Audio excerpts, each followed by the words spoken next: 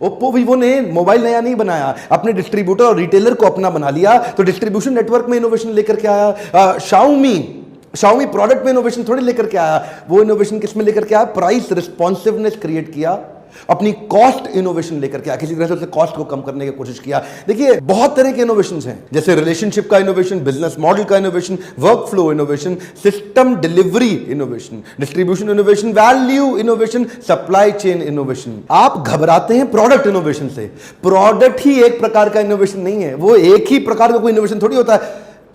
आपके देखिए ध्यान दीजिए, इकोनॉमीज ऑफ स्केल भी आपका प्रोडक्ट है। जैसे हम बात करते हैं ना, वॉलमार्ट, बिग बाजार, डी मार्ट, इनका इकोनॉमीज ऑफ स्केल कितना बड़ा है, सस्ता माल खरीद के लाते हैं बाजार से, इतना सस्ता इतना सस्ता इतना सस्ता ले आते हैं कि सस्ता बेचते हैं, तो इनका कोई मुकाबला ही नहीं कर पाता। तो इनका प्रोडक्ट नहीं है, इनका इकोनॉमीज ऑफ स्केल इनका प्रोडक्ट है। जो इनकी परचेजिंग है वो परचेजिंग को प्रोडक्ट माना जाएगा। क्यों? क्योंकि ये उसके कारण खाते हैं, उसी के कारण कमाते हैं। अब जैसे रीजनल ब्रांड इक्विटी, अब अपने शहर के अंदर तो कोई भी राजा बन ही सकता है ना। जैसे आपने देखा है राहुल गांधी जी की पॉपुलैरिटी इंडेक्स, अभी एक न्यूज चैनल में मैं पढ़ रहा था, बहुत ज्यादा नहीं है, लेकिन उसके बावजूद अमेठी के वो राजा है। अमेठी में कोई भी आ जाओ, उनसे लड़के दिखा दो, उनसे जीत के दिखा दो। पिछले साल 2014 में आप सबने देख लिया, कुमार विश्वास से लेके स्मृति ईरानी से लेके अरविंद केजरीवाल से लेके नरेंद्र दामोदर दास मोदी जी तक, एक्सीलेंट कस्टमर सर्विस या नेशनल सेंटिमेंट, ये अलग अलग प्रकार के। नेशनल सेंटिमेंट क्या है? बाबा जी को देखो ना, हाँ, बाबा रामदेव का प्रोडक्ट पे फोकस थोड़ी है, उनका नेशनल सेंटिमेंट स्वदेशी पे फोकस है।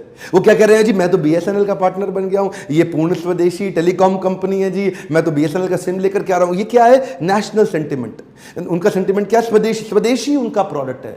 अभी वो व्हाट्सएप के खिलाफ भी मैंने सुना कि कोई नया मैसेंजर सर्विस लेकर के आ रहे हैं, स्वदेशी मैसेंजर सर्विस लेकर आ रहे हैं। ध्यान दीजिए, सब्सक्राइबर बेस, इंडिया टुडे, उन्होंने किस पे फोकस किया? उन्होंने अपने रिपीट बिजनेस पे फोकस किया। उन्होंने एक कस्टमर की लॉन्ग टर्म वैल्यू पे फोकस किया, एक कस्टमर को जोड़ के उसको सब्सक्राइबर बना लो, उसको मैगजीन बेचते रहो, इंडिया टुडे। तो ये उनका अलग प्रकार का इनोवेशन है। उनका इनोवेशन केवल कंटेंट का नहीं है, इंडिया टुडे का कंटेंट तो अच्छा है, लेकिन कंटेंट अच्छा होने के साथ साथ उनकी ग्रोथ सब्सक्राइबर बेस से हो रही है। Trade secret, KFC, Coca Cola, ये ट्रेड सीक्रेट पे कमाते खाते हैं। इन्होंने कोई ऐसा नहीं कि ऐसा प्रोडक्ट बना दिया, लेकिन जो चीज बनाई है वो किसी को पता नहीं चलने दे रहे। तो ये देखिए, एंट्री बैरियर कई प्रकार के, मैन्युफैक्चरिंग एफिशिएंसी है ना, मैकडॉनल्ड्स बर्गर बहुत तेज बना लेता है, वो उनकी एफिशिएंसी है।